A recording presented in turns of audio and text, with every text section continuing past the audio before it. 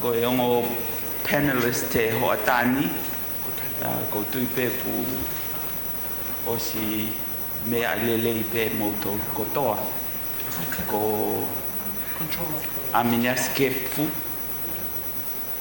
Attorney General for the Kingdom of Tonga and the Director of Public Prosecution.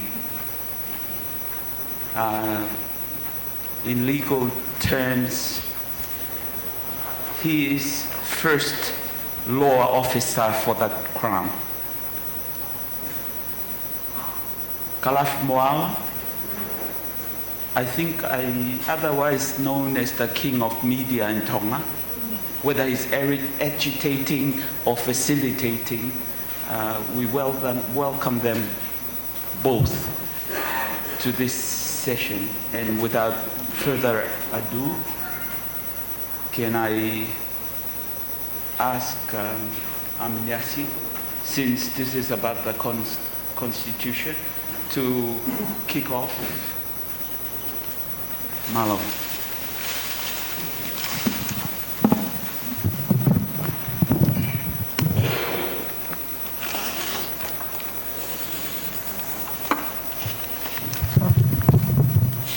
O kore pe ke u whatapu ke ai whatapu ko si kamata ki e whiwhianga mauinga koeni ane e uhu pia ko kore ke u puke whanga maari e koeni ke u whakakata te whatongia ko kouna mai motuani ke u kaunga kau motolu e hoatani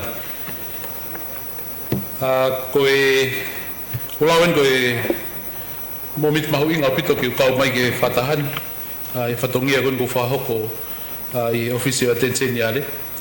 Pea ko puke maubenga i whangamari e ki whaikoa wahe mo e hoik ma ka kai whanua ko whangamari e mau inga ia.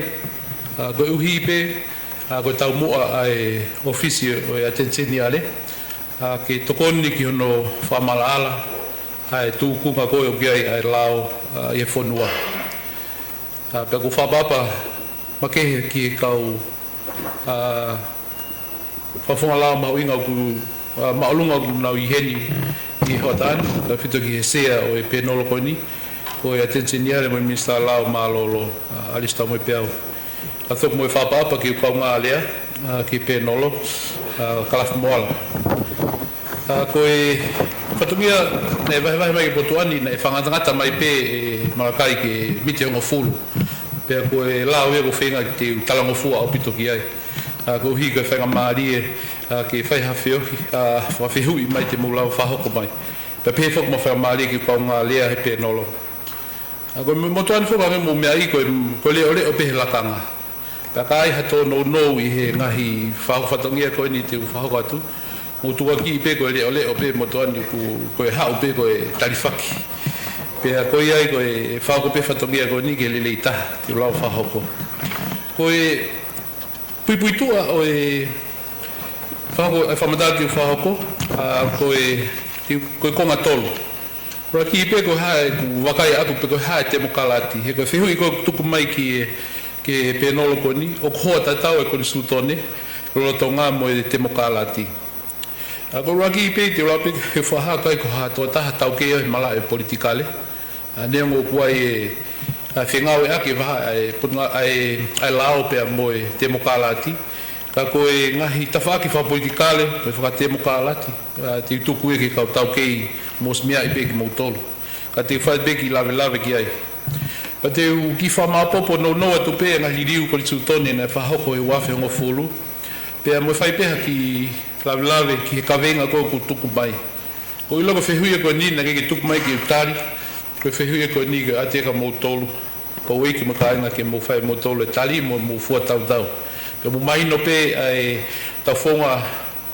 e tau whakaukau whakaitangata e ke he pe e tau tali ai ni he io ai ni he ikai ai ni he mei ai ngahi tali ko te nau whai ko ke whihui mahuinga ko ni ko e uksia ko e ha e te mokalati nai begi sio pe ko ha ko ai whonga pure whakate mokalati te u ke lawe ki he ngahi teolosia o ko te mokalati mga hi sio falo filosofa ki ai ka te wakai pe ki he anga ko e sio kakai ngai tau kei ki he fonga pule anga fra te mokalati o wai fu lao pe he ko e fonga pule anga fra te mokalati o pure a kakai pe ko nau kau fa fonga pe ko hinga ai hingo go democracy ko inga go demos ko people pe ko kakai ko kratos ko inga ko rule pe ko pule ai ko tui fra kalisi ni na foto me ai a tui fra te mokalati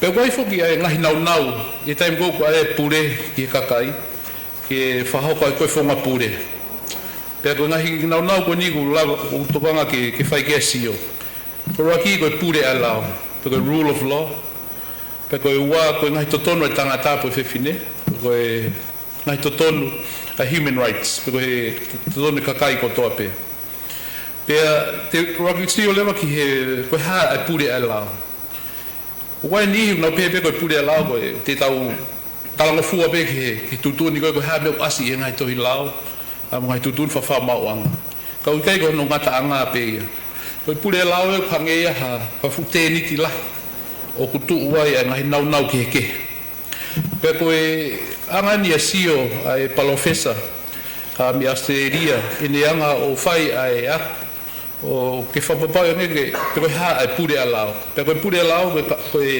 concept ni na pe ko tui te tui na to kamata bege a mai I ko ki mu se turi ko osi o na hanga fa ma popo nga te I fonga nga we fra pure anga fa ma popo o kwai ai te tui ko pure alao o pure o kwai ai tui pe he o ko nga ua ai pure alao o pure I he lao ai kakai pe mo pure anga pe o talango fua ki he lao e ko uhinga taha o pure lao ki he kakai ko toa pe o tari he kakai ko toa pe ki talango fua ki he lao ko nga no wa reva o ku tausio leo ke tuunga o lao o tari ai lao e kakai ke whakahino hino ki nau tolu e lao ai mago no whakalea koe taha pe whapa apa I koa e lao o tari he kakai koe o nau tali ke nau mui koe ki he lao ke nau aki e lao ka whonga ke whahino hino aki ki nau tolu ko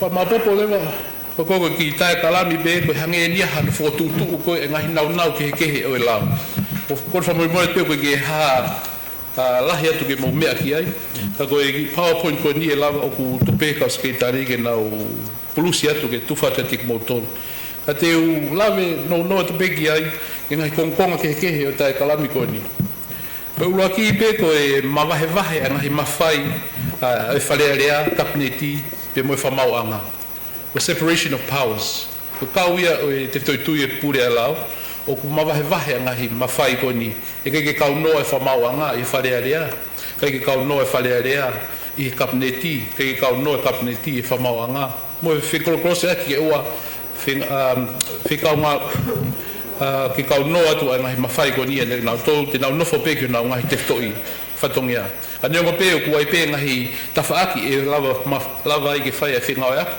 pe ko wakai I he whamauanga ngā oe whalearea ka ko teftoi tui e ke I whaulao pe whalearea whakahoko lao pe ai kapneti pe whakauhinga I lao pe ai whamauanga ko ua ko whau koe a lao e he kau whafonga I he whaunga o ku ata ki tua pe ko transparent legislative process ai e kei ngofua ke pehe ke alpe whalearea ia o whau lao ka o to e lava ke mea ata hoa iki makainga ke nau ilo koe hae nau lao whau pa whatupa ke pe ku whau mai lao ko whonga whalearea ku pau ke haa ki tua e nau whonga koe e nau whemea aki pe mo whakauhinga uhinga koe ku whae koe li diu lao koe tolu koe ata koe ki kakai ke nau whakaanga I lao mo whonga hono whakahoko o e lao ai ko freedom of expression in ai ko tawhakeni ai ko ku tō lahe ngā au e koe a media ke nau hanga wakai e ngahi tipeiti wharearea na hango whakaanga I e ngahi lao whau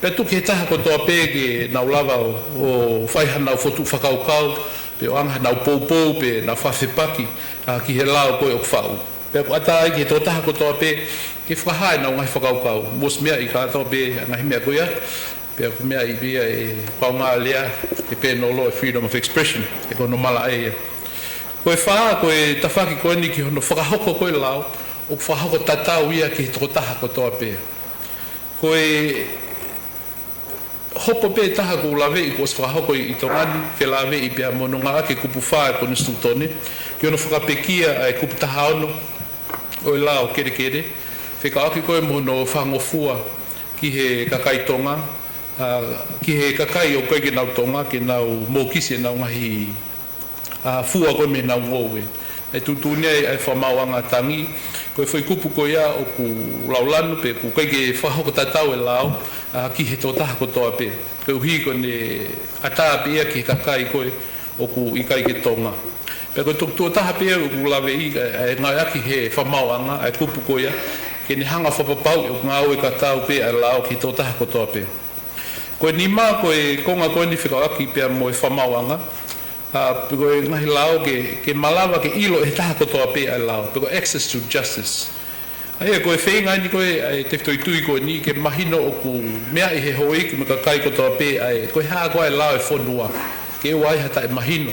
Pe ke tau ngau e whakataha o I he mahino ko hae totonu te mau pe ko hae whangatangata o ngai totonu ko ia. Koe hono ono lewa koe o ikai ngofua ke tau tea I hataha tuku ke he kapau o whakangofua e he lao pe ko rights against arbitrary punishment. I tongani whoki o kuai e tau lao koe ki he tā mate pe a kapau a hataha o ku halaia ke no whapongi hataha o ku tautea koe ki ai koe tautea ke to'o ne mo'ui, tautea mate, pe koe ne ngāwe pōpula ki he mate. Ka pau whoki na kei aha kupu pehe ai tongani, kei ngofu ai ke tautea tamate I hataha. Pea koe taha koe ngai kupu kei mo'ui he tau lao he taimini koe tautea koe ki he no tā koe ai whānau, I he taimou nau mau lao. O ku taha ngai tefto I tui o e rule of law, koe ke totonu ki tau ngā aki. Ai ngai tautea koe ka pau o ku koe ki ha I he lao. Koe fitu o ku lawe le vai ke whamauanga. O tautaina e whamauanga, I kai whiwhiri mānako, o ku wata ki tua, pe o ku ne whahahoko e whamau totonu o ku wawe. Ai koe ngahi pui tua anu e ngahi tefto I ngāu e koe whamauanga. O ku tautaina, koe ke whiwhiri mānako, pe o ku haa ki tua e ne taimi koku ne hangai o whakamau I e hopo. O koe ke whapuripuri ai ne whaunga koe whahoko ai hopo. Pea koe ke ne whaha I hea taha. I he taimkoko atu ai koe ai whakailo ke whai koe hono whakalelemi whamauanga. Pea ne whahoko ai whamau totonu. Koe tutuuni mo whaunga ngāwe kotoa ai whamauanga. Pau ke whahoko I he whaunga o ku whamau totonu pe whea I hono lea whapapalangi. Ki he tuataha ki hongo whaha I whakato osi. Pea koe whaunga koe o ne hanga o sivi e tawha koe o whahoko ke e whaunga whakawhamauanga. Tēne hanga fua tau, pe o ku ngahi totonu koe ni, o ku lelei ki a te kinau tolu. Koe whaasi I pe koe presumption of innocence, ai koe tōtaha kotoa pe, o ku pau ke pehe o koe ke halaia.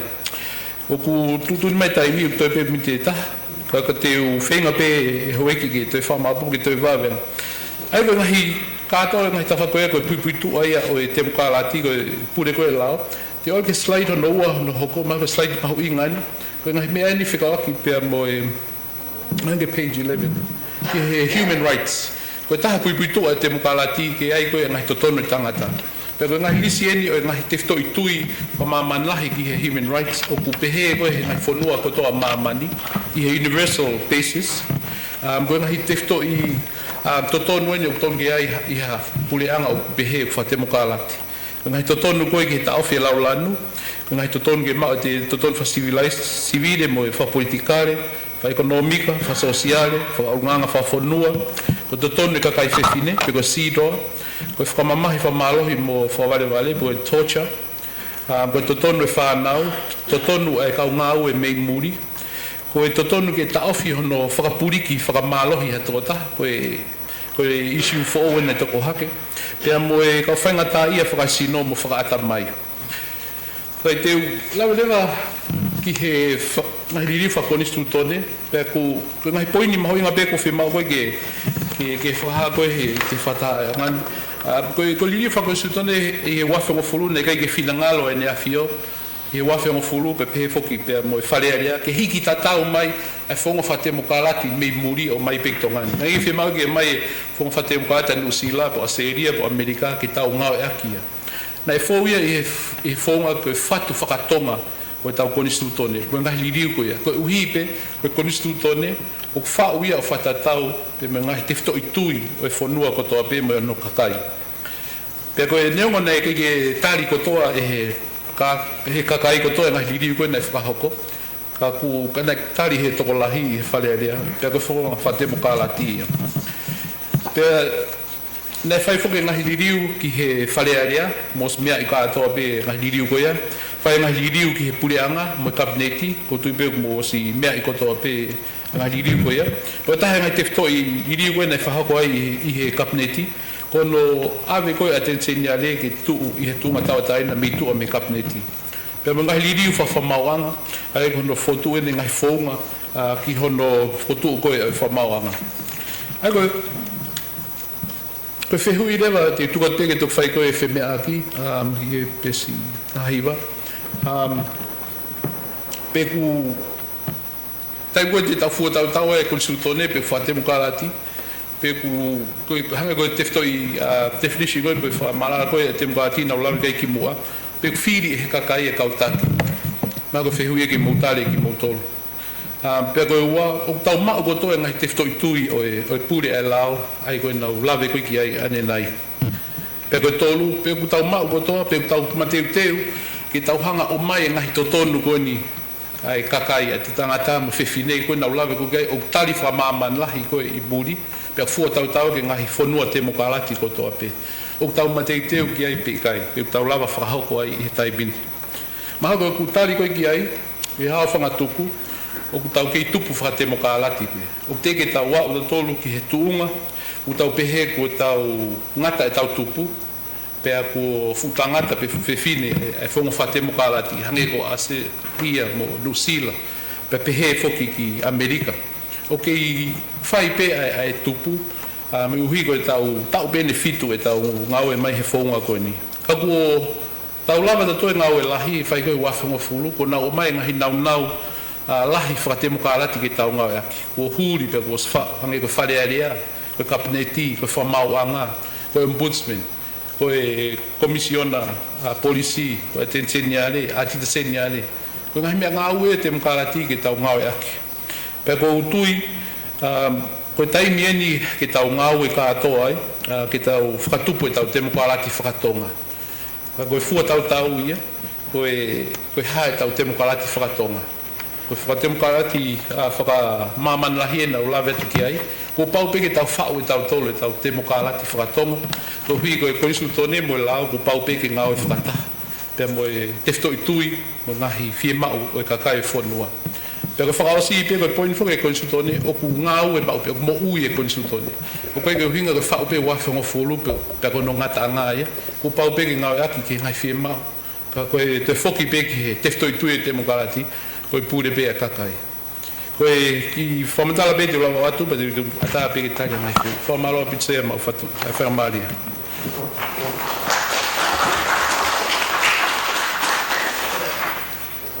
malo pizza aminiasi ai whakama opo o e lave i tonu e tau konistuto le mo e te mokalati kalaf moana malo se go kore wegi hu whangamo e ngai whakatapu ko o sono whai ka e ta haki minitsi ke whai atu a wahe e na e o mai ko e ka venga ko ni ba ko ulak whehu i ki e toketa malakai kromatangi tu hame ko ke o mai haloea ke fai fo matala ko me enu fika ko pa mo kunistuto ne pa ko haloea ka ne tara mai o fi ma be ke ma o ha fahinga vakai me ta fa ki ke fika wa ki mo kunistuto ko e ki minitsi be ko fa mi va atu fika o aki pa mo pui tu a ko e o e fatu ko e kunistuto ne pe lama me ai ke tau fai ha to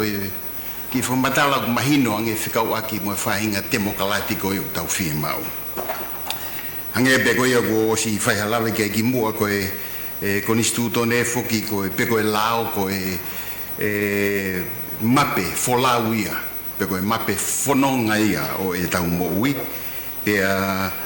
ko e mea nei hoko i he tahiwa he tahavalu tolu taha ko e sana ngau whamisinare kono hingoa ko Peter Turner pena iai ene girekoti i he ne tohi noa ko pehe ko taha ina rekoti mau inga se kau aki pea moe lao pure a lao mo mea ko tau tara noa ki ai nane pehe na e haere mai tui he pongpongini o whafangu au pea ne kore mai ke te au ke uhanga mua whauangi halao ke pure i aki ene kau se vaniti halao ke whai hono whotutu e nau o taiminga ue mo anga whotutu ai mea ko ia ke nau whai he ko hono uhinga ko osi whai e ririu lahi ki he nau mo ui pero mea ko whieta taki ia e tau toka ngā ki he taimi ko iana e whotutu ai koe ko nistuto me ko taimeni ai kei whakahiteni au pito ai mea ko e lotu mo e anga ko e tuunga e mo ui ai tonga he taimi ko ia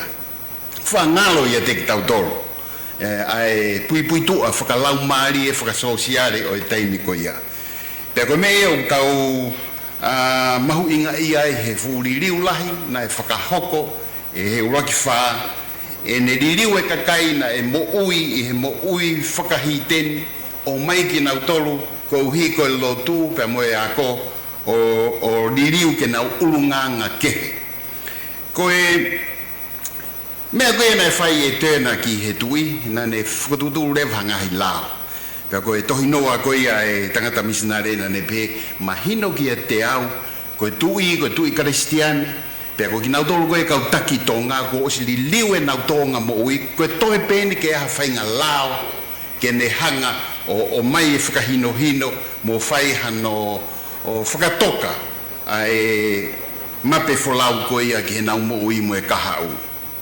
pea i he tahavalu tolu hiwa ko hano uhinga e hano raki whakotu a ngahi laa koe u tau ilo ko e Code of Vava'u Code of Laws pe ko e laa koe i Vava'u tahavalu tolu hiwa ko he ngahi lao ini na e whau na kei ko e whau atape to ko whaitaki ki ha whainga lao o ha whonua na e whau i he ko hoko i liriu lahi he ulunganga e kakai ko e uhi ko mea ko e ne hoko i he na ului whakaristiane pea whi mau hangahi lao ke pou pea ke tataki ai ki nau tolu o ku mahu inga au pito ke tausio ai makatuunga whakalau maarie o e konistu tone mahu inga ke tausio ke makatuunga whakalau maarie o e temo kalati mo e whainga sistemi ko ia o e pure tahavalu tolu whaana e tō ai o wha i utui o hoko ai mea kui he ahoni ko revival pe kui ko whakaakea ke whoou pe ihe ki taimi nou na e lau wafe ai kakaina na ului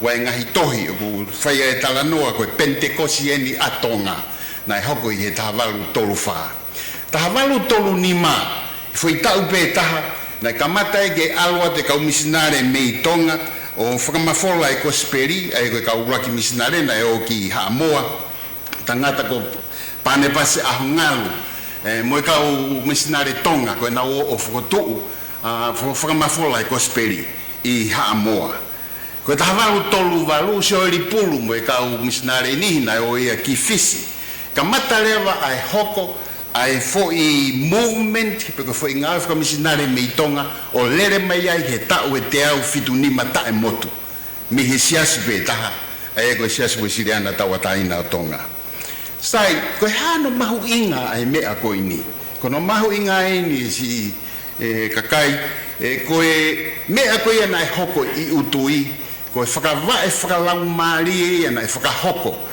me he otua mo ui mo otua fo'ou koia o tauwha ahau ke makatuunga me iai a hono whau koia e lao pe mo hono whatu koia e konistu tone mo hono mai koia ngahi mea koia ke whakatawataina ea ke kakai ke tau whanonga mai ai o au mai kihe ahoni oku tuku mua ke whaipeha ki lave nou ke he mea koe ni mahu inga eia he matarano mo Malakai i he aho koe ki he konvesio ko ia na kamata mi he tahiwa hiwa wa na e whai ko i tongani Ko tau ene ua nima me he konvesio ko ia ki he tau pehebe ko he konvesio ko ini ko ha konvesio wheka aki mo te mokalati. I he tau e ua nima ko ia ko hoke ririu lahi i tongani. Ko ke manat lele ke konvesio ko ia na ia e toko taha na e whalau mai pia mei Amerika na e toi puke pehe malai wakapuna whakafoki. Ke kau mai ke konvesio ko ia. Na e toko taha loia mi New Zealand na e kau he kau whakataha ngana e tala ke oa tene lava o tu o rea. I he taimi ko ia ko mautolu na e kamata ko he media na e pere ngesi e mea ko e na mau reporti he ko hina e taimi ko ia na e whako taimi whainga taa. Kana ia e ki whinamotu a ko e tu whewhine pe oku mi Amerika na e puke o ave o whakaike eke e hene passporti e unau pehe ko ke tonu ke rea hataha konvesio ko ia o kui kai ke passporti tonga. Matara no ko mo malakaina ma wakai he konvesio ko ni tau i hene aoni e tau ataina e tau mai ko ia ke whakamatala neongo pe uiai e tau tui kehe mo e tau tui o e taiminihi o tu whehangangai ka uiai e tau ataina fo o i he o siene tau e ua nima me he konvesio o hiva ua ki he wafe taha fitu o kai me e ko kehe o liliu e ngahi mea lahi liliu e ngahi ai koni stu tone me he wafe hongo fulu tau toiki matu o tuange e anga e tau whakau politikare pe ko frambe ke fa lave ki he mea ko ni he ko hi o ko mea i behe e ki pare mea ko ia na e kau he taki ko ia no whakatu ai konvesio ko ia ko ta hiva ko ta valu tolu fa hoko ai whakakai ake fo whakalau maari ta valu tolu hiva pe ko mahu inga in kainga ko e taimia na e whakawhi loa ki ai hano introduce ai lao, ai pure ai lao. Taha walu ni manoa whakarerei e ngahi lao ko ia. Taha walu ono wa lao e taua taina o lere mai ai beo au ke taha walu fitu nima. O whangalo ia te ki tau tolu ko e mea kātoa ko ia na e whai hano whatu e ko nistu to re na e whatu mihi whakawa e whakalau maari. Wai lau e tamako e taha o ne pehe ko mea ko whakalao foi ko ke tarovatori ke whakalao e behavior ko tau ulunganga ka ko mea ko ni ko whaulao ko whau ko ni stutoni ko o mai ha whainga lao ke ne hanga o whakahino ki tau tolu whekau aki mo tau ulunganga tape kai haa tape ngawe kaka o te ke whakapo pe ko tamate e wa ta mo whakamamahi ko ngai o mea ko toa ia whekau aki pe mo ulunganga pe he tau wakai ko ia ki he mea ne tuku au mai me ai tau ko nistu tone ko e whakalau maari ko e hoko e whakaake ake fo ou ko e hoko e toa e o wha i utui he tawau tolo wha na e tupu me ai hono whakotu utu ai o mai ko ia lao o tonga ko mea tangata ko i nau lawi ki ane nai misionari ko Turner e tama misionari tako no ingoa ko David Cargill ko e toko ua ia ko e na nao ki wawau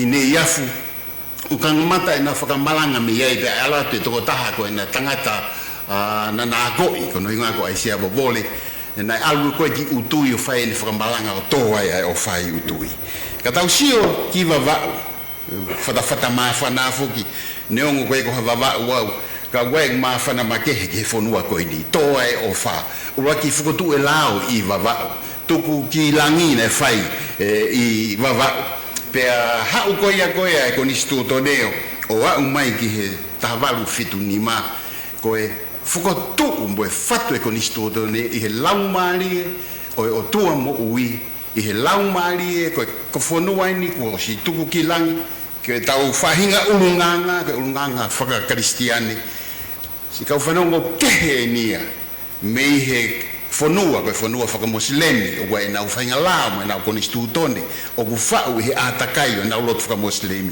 porque fonua fa puta porque fonua fa hintu ko ia ko fenga ke fa mama fa ia mau inga ko ia o e tau no tu me tau tui he o tua he na fatu e tau ko nistu tone o fatu he lao mari e ko ia sai ko hai me fa hoko nga fenga ta ke fa hoko to tonu ai lao ko yanga e me futu atu he redea ko ini fa hoko nga fenga ta ko fenga ta fa kai lao pe ka ko fa ta fenga ta fa lao mari o ki kai ke tau lava e tau tolu ke iohi mai e lau maari e na fatua ke tau konistu tone ke whakahoko i he ahoni.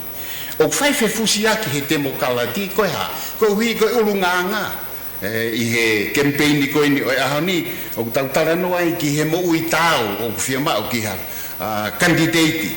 Ko ha mea tau taranoa he urunganga tau, ko hui tau taranoa ki he konistu tone mo e pure koe ia ai lao, he koe pure ia ai urunganga tau, o whakatatau ki he mea koe na fatua e tau konistu tone.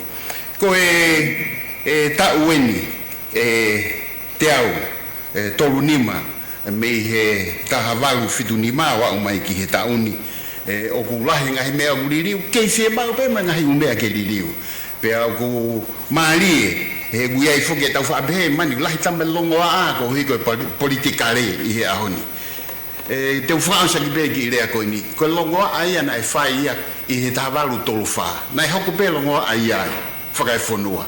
Ka ko o ke ile longoa a ko ia ko longoa a whakawheta ia ki he otua ko longoa a ia ai kakai e nau hiva mavava ki he mea ko whai he otua o luia e whanua ka atoa ko i niu hoko ko e whanua karistiane tau longoa a tator he ahoni he ko hui e ku tau longoa a tator he hui ka whakapolitikare pia ko tau mavahe ni foi lau maari e koe a e whatu e konisto tone mo no uhinga mo e lau maari e totono e temo kaladi ke lava, ke whakahoko ai pure ai lao, ke whakahoko ai atakitua, ke whakahoko ai pure lelei, pa koe mea koe ai ko mea whakalao pe, ke spela mai pe ke tau mimui ki ai, ka koe mea ai au whakawai, i he laumari e maoni o ni me laumari o eiki, malo o bito.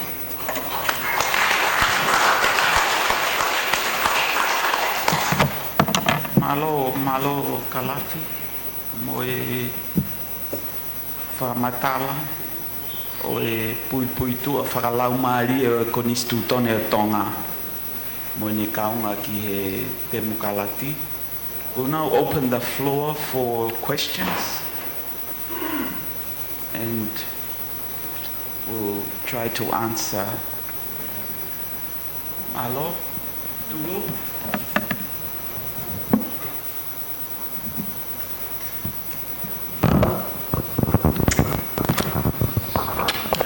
Malo sea malo atu e whenga marie ko repe ki u hufanga atu pe tala whakatapu o so nao whakika e ata ki u whaiate ki whihui whamalo atau ki he ongo penolo marie i au ia e whakaukau e aho koe whakaukau o e konistu tone pe mo e ngau e pe mo e lao tau no whoki ai i hamea whakatonga e mo whametalo whai kalafi he lau maari e na e whatua i e konistu tone i he aho koe i he lau maari e o e karistiane mo e lotu pe mo e ofa koe ki whakaukau wegi utaki atu ke whehu i koe aho koe nina e whatua i e konistu tone koe aho ia na kai ke to iei hataha ke hei e to ngani ko ki tau tolu koe foi matakari pe taha, foi whamiri pe taha, nā tau i tongani, i he aho ko ia. Taho nei whatua e konistu tone, nei kai ke mahu inga e paanga ia, i he whonua. Nei mahu inga e tau nofo, pa mo e tau roto, tau whiofo whana. Te koe e kaimi u tau sio atu he liriu whaporit o tau behe ki vai vai, te tau ri ake a hoe i whawhine, o tauri aki he kau whainga tā ia. Wai wa me whutoko lahi e whanua koe kau tau tupu. Koe ahoni, toko lahi angi ko tau kāinga tonga oku i muri e de kau tolu koe oku i heni. Aia koe ātakai who pe moe whakaukau ko ia ko whiwhia whanonga atu ke tānake te whakaukau ko ia e temo kalati whakatonga. Ke tatau ai pe ai whainga maari e ki he tokotaha kotoa pe. O tau tui ko whainga lau maari e whakaristiane ia, ai lotu. Pena e tui pe hea tupo uruaki. Maka tuunga e hanga tupo uruaki o whoaki, ai kere ke tau resi sita. Whake tau ataina e tawalu o noua. fotutu ba mo yanga ono fotutu e fonua ba mo kere ke tau mau ina se ke tau ngau ya ngau ia yo tau ngahi tareniti ko inga tau mau ai fainga mari e tata ne mahuinga ai tu unga e mo ui ta mo mauanga mo ui e kakai mau e lau lahi o demokratia o ahoni ko demokrati e whakatonton o mawhai mo demokrati anga o mea ke tau mauai ai ai mawhai ko ki tokanga tu pea ui a tongo tangata pe nolo ko tu ko e kahau e tau whanonga o tu ke pure tu maari e ia yo tau whanuani ko e konistu tone ai whakaukau koini e pure i tu maari e ia ha tau whanuani hana e tau sio ke konistu tone ke lawa ke hiki ai mo ui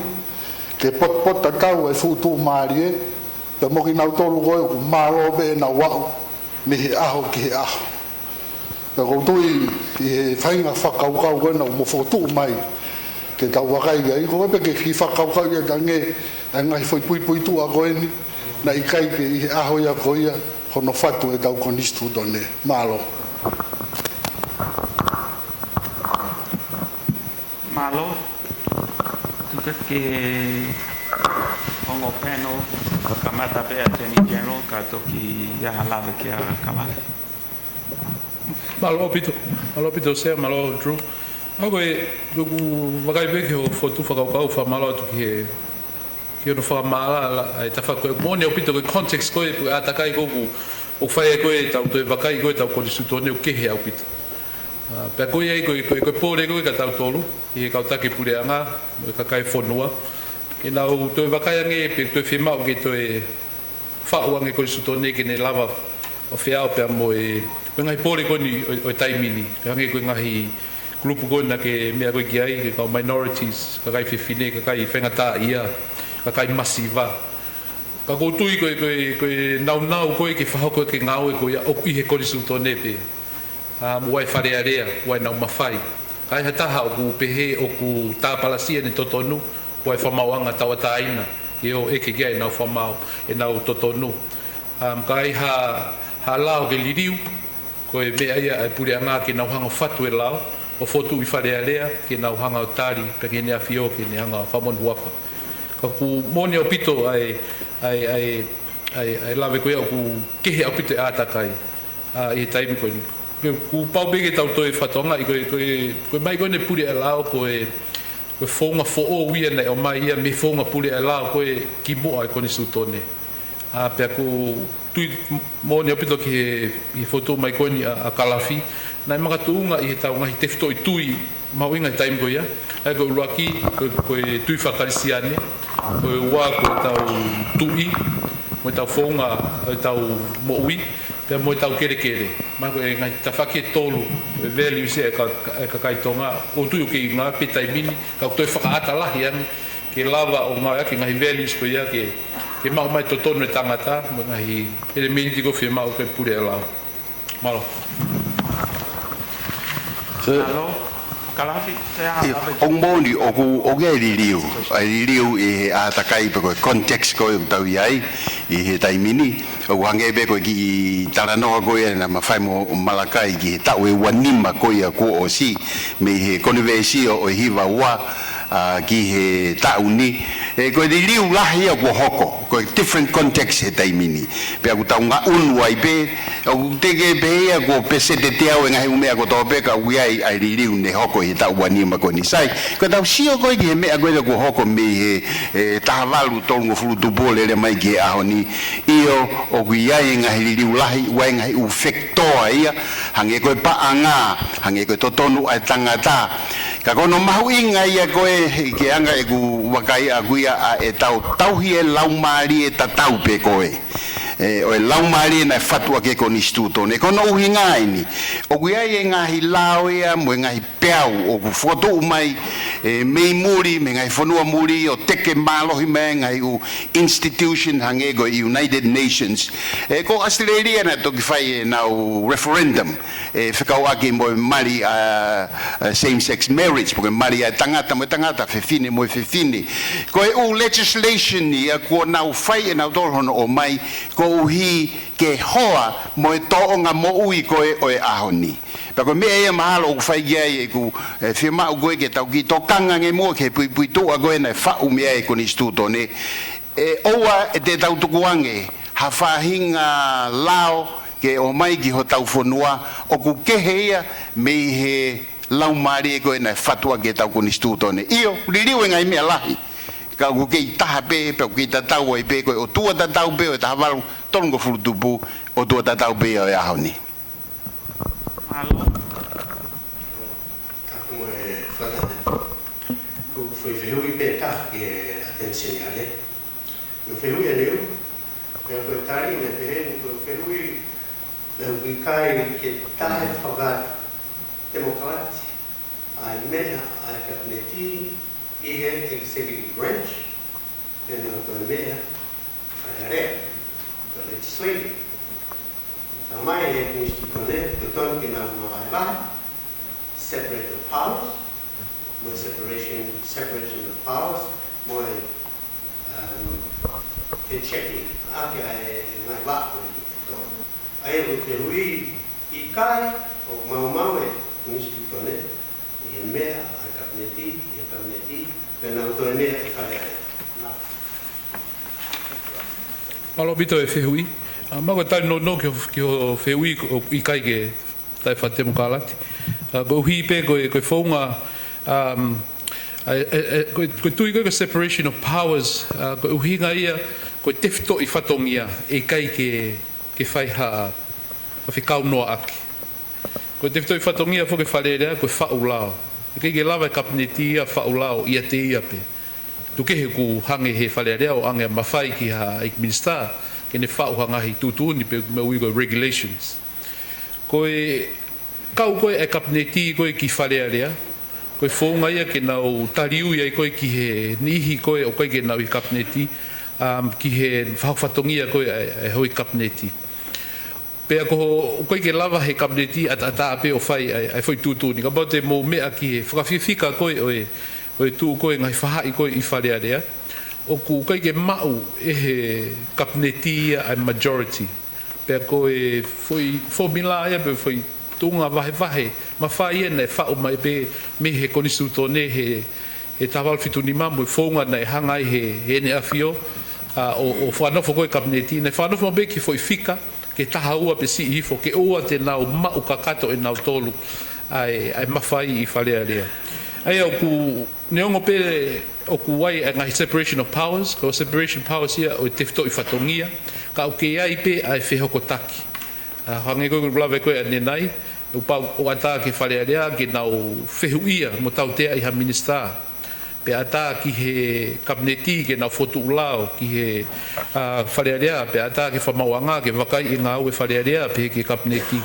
ai ko separation of powers ko hinga pe ke ngai tefto I fatongia o pau ke fai ke he ka o ke fai pe whengau e aki. Malo. Ki mea ai pe ai whamore more. Ki mea ai pe ai e ki Attorney General. Ko tue dai nimi ko kum to tone whanua ni whakaawha. Ko alu ki he whakabawa ngā ku afe. Tō afe mo kaulo ia. Ko ke lawa to tonu e. Ko whenga ko ni ke ko levi. Ko wi ko si poti ko ke lawa. Si tangi mai mea. Ko tute o moa. O whakaofa I ka kai whanua. Tangi to ke umpat meni whamore more ko ka ni fo ia. Malo. Koe, o tui tatau be mo koe sere taongo whikao ki pia mo kumi totonu o whai ngata. Koe tau whito pene ke mala o kau nau toko whaelo koe hia. Koe hi koe keike nau lava o maua panga whiunga ki he totonga koe haloia. O lotonga whai e sio ai potunga au e whamauanga po Ministry of Justice ke tokoni mai a Nusila ke nau fotu ai whonga au e legal aid. Ke lava ko he pure anga o tokoni pe nau totongi haloia ma ki nau toko ko ki nau lava o totongi ko haloia ai ko whenga ia ke tatau mo ngai whanua ke ko access to justice principle ia kau ko he diagram ko na whahatu o tau ki tō mui ai o teke hoa tatau tau koni sūtone pia mo te mokalati ko ki tau lava whakapaanga o totongi ha loia mahatahake ai masiva ko ko Solomon ngai whanua Melanesia pe na o slava whai ngai mea koia o huka nau ki tū Mali e ange pia bebe ngai whanua nihi a Tuvalu ko Kiribati ma ko tonga pe kau he ngai whanua te nau lava o whahau ai legal aid ki kakai ko e ngahi kawenga ko na ke fotu mai ko ke whai ko kum totonu o tu be mahu pe wai ngai kawenga e malava ave ki whamanga ka wai lahe ngai kawenga ko ia ko ta whak politikale ai ko me ai ki ave ki whafonga whale area ke ne hanga whai hono tau kawei ki liriu ngai tutuni ngā au e kai ke lava ki kau noa e whamanga ko ngai policy decision ia ai kapneti pero mea whawhale area be pe ko kapneti ke nau whai whatonton ko ia ko ki kau e whamanga Malo, whamormor ko yung ofehu i ua. Taha ko ko os tu pe hoko ha ke toko taha ko ni mua. Iyo.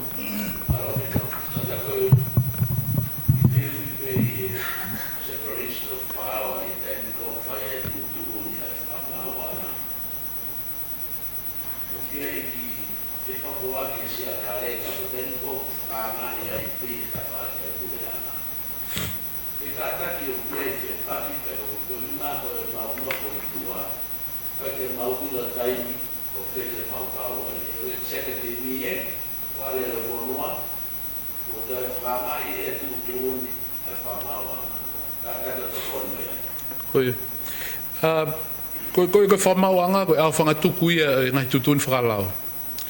Ka ku ke uhinga ene au whangatuku e oktu ata tapu ke whakangai ene tutuni. Ko whatongi e loia ko tō peke ni whakangai a tutuni whamauanga ko hige tau ke kaunga lele ki hane client. Ai ko whamauanga ko ha sino yo pehe e fuhau ke ata ia mi whakaanga. Ka koe whakaanga ko ku tutun ko he lau ko whakaanga whakapotopoto. Ai ku lava peo whai criticism o tutun whamauanga. Pea o ata pe ka taha pe.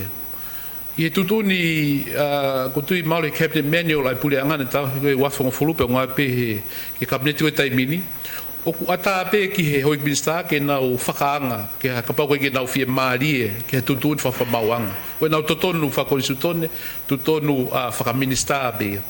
Ka koe whakaanga ke oa au ke ha tuunga, o ku koe mea koe whi konga e ua, koe uraki, koe interference. Ai koe uhinga koe whakaanga ke ha tuunga, o ku kaunoa lewa ai tō tahaya koe a he whahawhatongia e whamauanga. Pea koe ua koe whakanga, pe koe criticism koe o aluko o tukuhifo ai ngei e whamauanga. O au kia tuunga o ku koe ke tue whakapapa e whamauanga. O si ai ben ni ihi i he media, mo ngahi televisione, program televisione ki mua atu, ne as whakailo ki nau tolu koe whakanga ke tukuhifo e whamauanga. Pea pehevo ki ngahi whakanga koe o kaunoa i he whako whatongia ai whamauanga. Koe tari koe ko whehui, pe ko hai mo tui ki ai pe uraki be de tari faloia tu e tui ke whamauanga e koe wao whangatuku ka ai ha whakaanga ia mea minista pe ko tahake te no lao be whaanga whapotpot pe ko mea bea koe pe ke tui ke whaanga koe api kai ka koe ha tunga ku tai fie malie koe le whonga ngā oe koe api whamaunga tangi pe ka pau koe tutuni au whangatuku ia te whakaanga pe ka koe au whangatuku ia me whamaunga tangi pau pe ke te nofo mo ia ko liriu ko ha tutun fa famanga tangi ko me bete lava liriu ka pa fa o lao ke fetong ya ki ai fa huinga go fa ko fa mauanga malo ko be ke o fanga de fa da busea ka ki toko ne tu mo me o ku ha mai ke te au o ku hange o ku ai fe fusiaki confusion e anga i tau. Ke lawa ke tau wha po ke iku e tau tālanga aonga. Ko whi whamanatu, ko tau ospasi mai he whoi mga wha e te mokalati.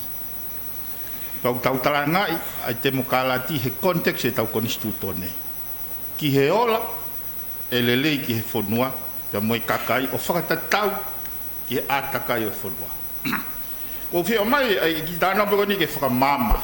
Ka to hoko atu he ko na fra ma ko tala noa he ko ni stu tone o kouti mai ko ni stu tone mo anga ne tu fe hanga hangai. Ko tano fa ta ko e o tu fa tare ni ti. Ko me na ne waki e ke ai fua o ene ngawe.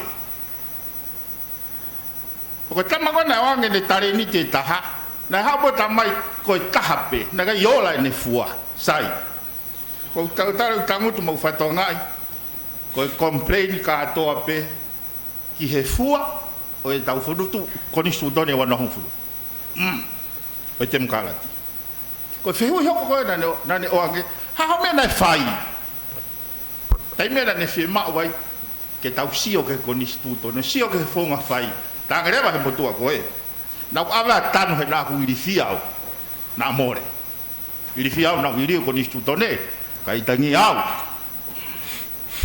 ko fare na wange ka ba be ana ke ave ki panke fo o investiai ko kuinga ko fiela ke me ko ni he ko kopu ni mataha tama pe atensione o mai foi fakarea ko ni the executive authority of the kingdom shall vest in the cabinet.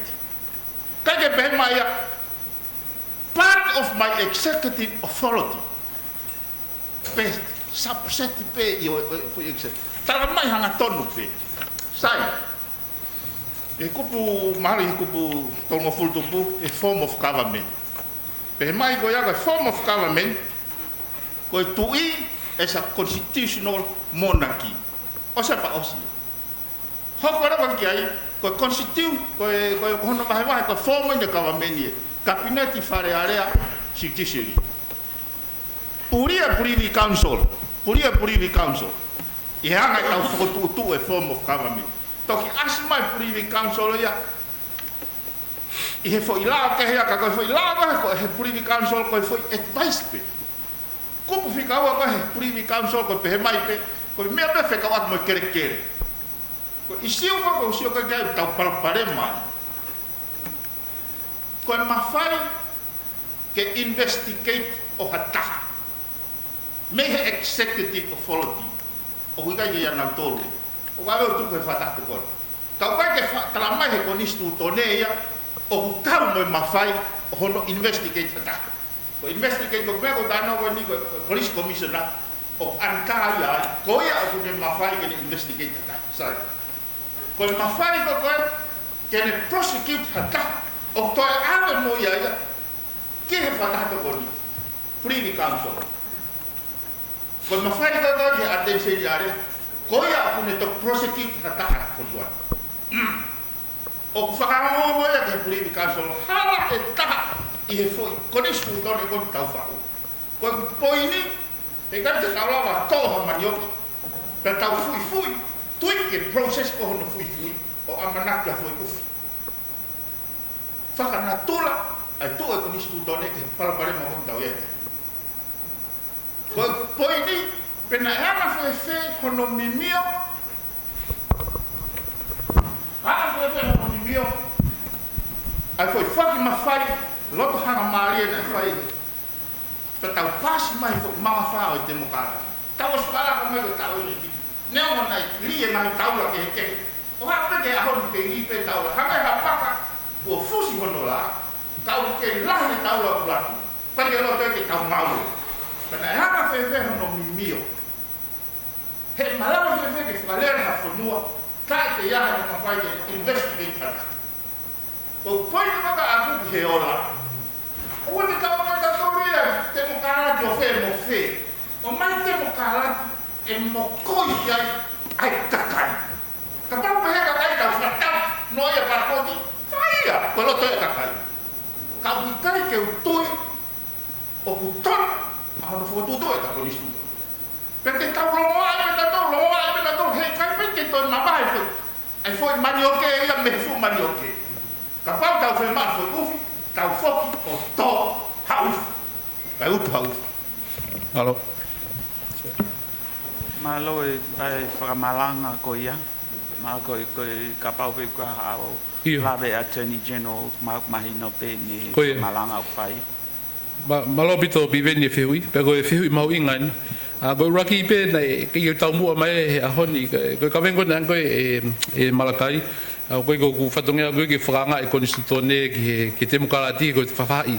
Fatonga fa politikare. Ange ko ke ka ko ki ai. Ko ua tapang pe mo feituna. Ko lau mai ko konstitutone ko ke kakato, pe ko ke tonu. Ko kupu nima taha ko konstitutone, kupu si taha. O ku pau ke whakatatauia, o subject ke kupsi fitu. Pa neonga uange mawhai ke kabineti ke nau mao e mawhai whaka-executive, pe whakapure ngā ue, pe whahoko ngā ue. Ka uhanga he kupusi fitu, o whakangata-ngata, ai mawhai ko ia, o whatatau pe ki he ngahi mawhai ko oange ki he tui, pe mo tui i he kōsirio, pe King in Council, i he konisutone. Ko e whatato ni, ko kai ko sino ma mawhai ia ke nauhanga o whahao ka tutuni. Ko sino ko wange ko e konsultone, ko e ne afio, pe mo ene afio i e ko sidio pe ko the King in Council. O nau whale i pe ki he tui. Ko e whatongia ko ni ki he adenseniare mo e whatotolo. Neongo o ku aveia o ku whanofo e he tui ia, i e whale e whatatoko ni, ono whanofo e whatongia adenseniare mo e komisiona polisi. Ka koe ngā ue whakaaho ia o kukai ke tariui pe koe ke alu a te teniare ia te moe Police Commissioner o Lipoti ke tui he taim kotoa. O koe ke tapuange me moe tamatui o kukai ke ai hane mawhai ana ia ke kohai e whakailo, kohai e whatotoloi. Ko mea whimau ke mahino. Pea koe whatongia ko ia o kungata pe ia i he tōtaha o atensiniare, pe moe tōtaha o Commissioner Policy. O pau ke na whai nawa ai whatongia ko ia. Pe hange koe ko whaha tuolahi ki he oik me kakai whonua o ko tariui ki he kakai kotoa pe. Kamata pe mi ene afio, e pare mia, kapneti, wharea rea, pe he ki he kau ngau, ki he eik whamau lahi mo e whamau anga, pe mo ki moutolu kotoa pe, o muhanga o mai koe e mawhai ko ia i he mō kau whawhonga ke whahoko e whatongia ko ni. Peko mea te tau pe ke komisiona polisi. O koe ke alu ia o Lipoti, o te uhanga whailo to taha ko ni, te uhanga o whatotolo e to taha ko ni pe ikai. O ku whai pe e ia e tūtuni, he koe mawhai ia ne angoe he konisutone ke ne whakahoko. Ai koe eke koe pe koe haa ai ola e ngā ue, o ku kei whakailo pe e kau nautoko whai koe hia. O kei whai pe hono whatotolo. Pe au neongo kuai ho mo ngahi. O lewa kataki o se nau tali ato taimi ke osi. Tali, pe ia mo ki tali ai panelist ko e ni Pero sapseko ke le ai Kada fa mo le piven na ato fa malie ke lea osi. Neongo ngahi hala ko nege o mai, ko woni ko fa malie no ko. Lau e konsultone ke mea lele kupu ni mata. Sai pe ko fatongia foko ia ngata beia i he ngofua tau ko ia. Pe nau ki tariu i pe ke kabineti. O koe ke ngata i he go whatongia ke whare i whakalao e kabineti. Koe ke whatongia koe ke whare i whakalao e nea fio. O koe e kau eiki whare i whakalao ia ai tamatui. O ngata pe e whatongia kuia ke eik pare mea mo e kabineti. Pe nea kapau o koe hanau tai fie maria ke fua whatongia. O si whau pe he nea fio ai whonga. Ke launga ia atensiniale, pa to launga e police commissioner, o launga ko fai ki ene afio. Pe go si fai pe ai ngai launga ko ia ki fonga tatau ki ka whamau. Ai ko tari ko ki o feui, ko tau hange ko glave ko fa tu ko ene nai. O si ai tau ngai nau whaka demokalati, whaka konisutone, o glava fa hoko aki ai whatongia whatotolo mo whaka ilo. Pe o ku ave ke ngai whatongia ko ia, pe o ke lava be ka whatongia ko ia, o haki tua e nau ngawe, pa pe fo ke nau tariui ki eik pare mea mo hoi ki minister. Malo aminas ke at pe mo e ki tang tali lo. Ko ki tali no au to ki hoko atu. Ko ki tali no be te ria na ma fai ha ma uhala ki demokrati ko ia tau tara no ki ai. I statement ko na ke fai bi veni ko habe loto e kakai ko me ia ke fai. Ai o ke tara mai ko demokrati ko ia tau tano ke ko supremacy ai loto e kakai. Ko supremacy tau tara no ki ai ko lao. Kono uhinga e o tau tarano whakademokalai ai, whakakonistu tone, he koe me ea o kai ke te ko supremacy ko ea o kutukulolo kia tui tapange moia, tukulolo kia kakai ko toape. He kono uhinga ai ni, ko tau lere he historia, lahi e kakai ko Hitler, ko e filia, ko e loto ia e kakai. Ko e fili ko parapasi instead of Jesus, ko e loto ia e kakai. Aia ko whaam ke utari ke mea ko ni, o kai ke supreme e loto e kakai, ko e loto e kakai o kua pau ke alo whakatatau ki he rule of law. Ko e no hinga e tau tala noa koe ke koni stūtone. Ko ki fe malo, ko ki fe katakpe ko ki fe tokone atu pe. Whamore more e whafofonga, tuku mua ka tau ai e whehu i koe, ke angea no whainga maarie, pe tau whoki mai ka koe. Ko mawahe me fui subseki na uweisi. I kai tari koe, ko au kou sea whakatako ni koe ko koe. Whehu i koe, kai ai ha taimi te tau tau whoki mai ka koe whamore more tangata iki. Ai anga whainga maarie to tā koe.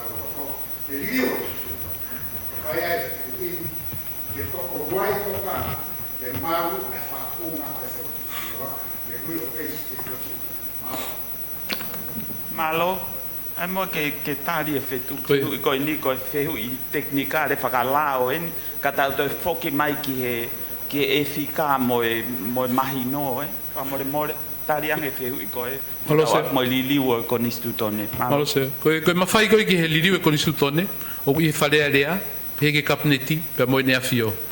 Ai koe whonga koku whahoko aki, koe whotu mai a me he kapneti, pe ko ha wharea, whawhonga wharea rea, o kui kai ke kapneti, pe ku pau ke whonga ngā maheni pe hono pāsi koe halao koe i wharea rea.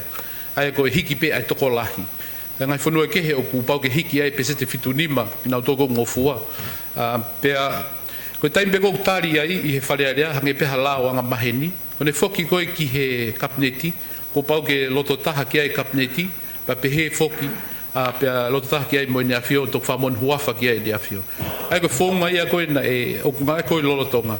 Apate mo te whoki ki he lipoti koe, komsoni koe ki he konisutone mo e whiri wharea rea. Na nau whotu mai na tolu ai whonga kehe, ke whengai ke toi ki whainga taang, ai hono liri koe konisutone. Kana ke tāria he wharea rea koe i tisema wafe mahiwa, o ke ngai pe whonga motua koe ke ne ngai aki.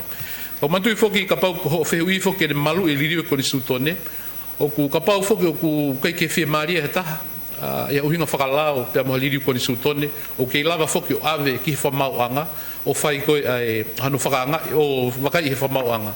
Pena e hoko ni ki he liri koe ke kupu fitu koe koni sutone, i he wafe mātaha me wafe paua, wafe mātolu, ki he whikaoki koe pia mo e media.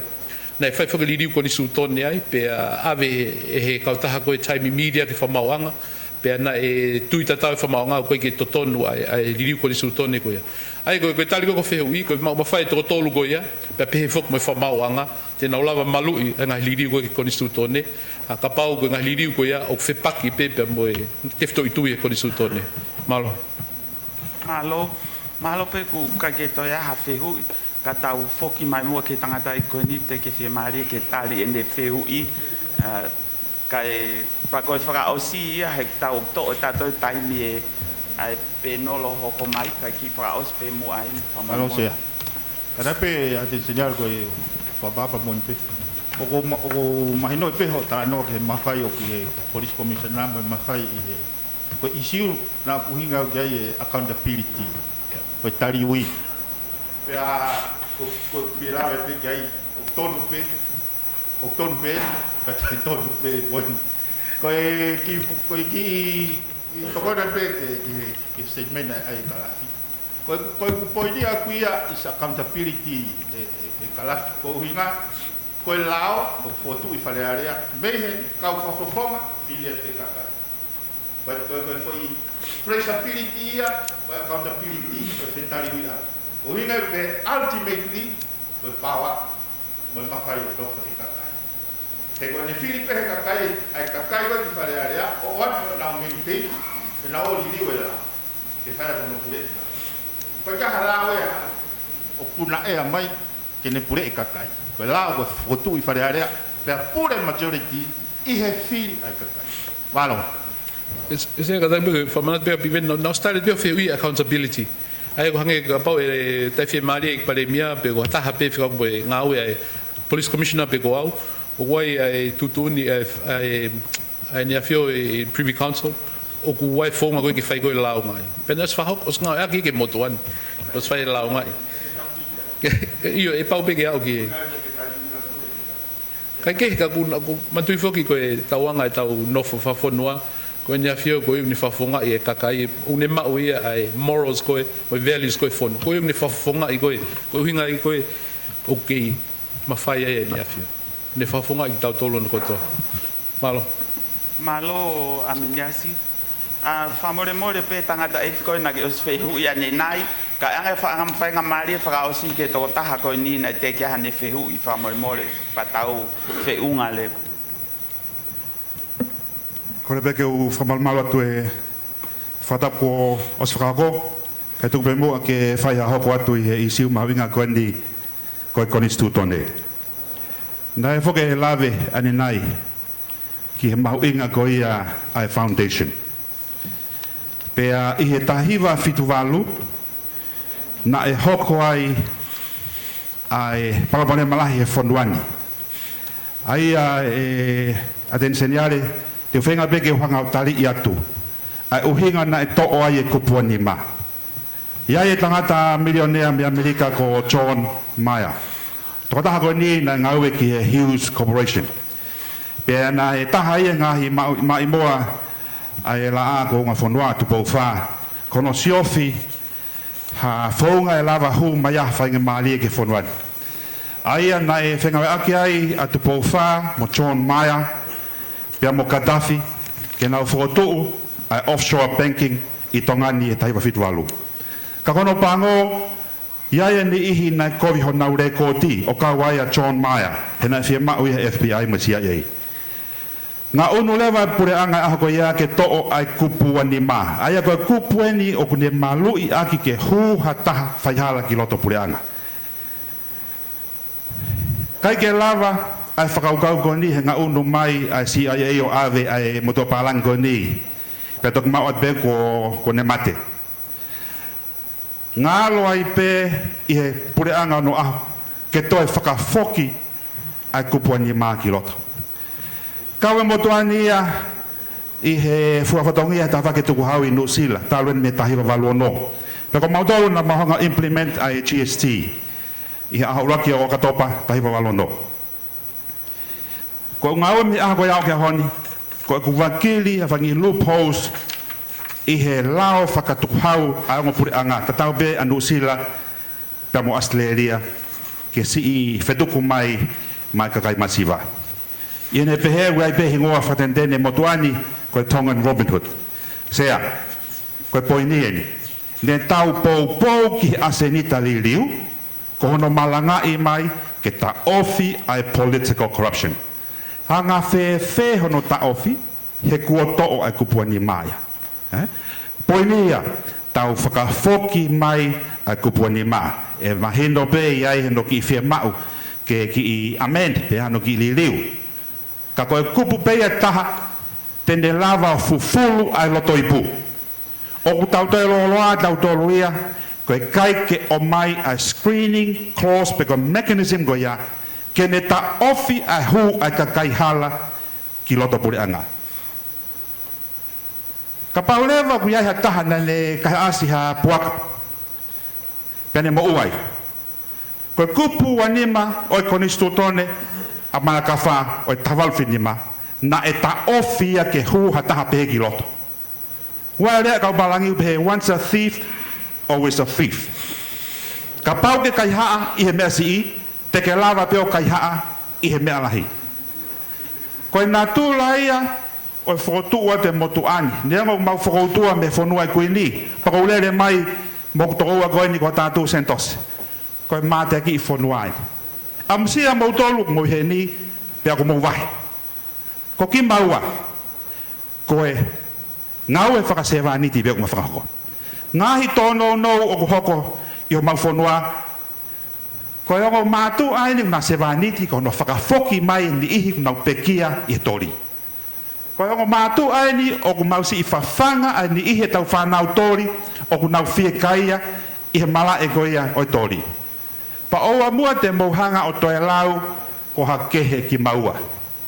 Koe malere mai o ku mawhaka amu ke tau unu mai. Ke tau lava o mau ai lau marie koia ai kawhataha. Koe tuku whanua ia na whakahoko tuporu aki. Ko kore atu. Oua e o mai ai ngahi a senita whakaporitare. Ke uesi ai a mea koe ni. Koe whawhola ni ai whala kai whai hatālanga. Aho tahaua o sune o i tauni neu tuuai e whaiduni. Mea pango. Koe toko ua ai ua ki au ne ma whakawhepaki a ekparemia. Toko taha me nusila ko kori o tapuereu.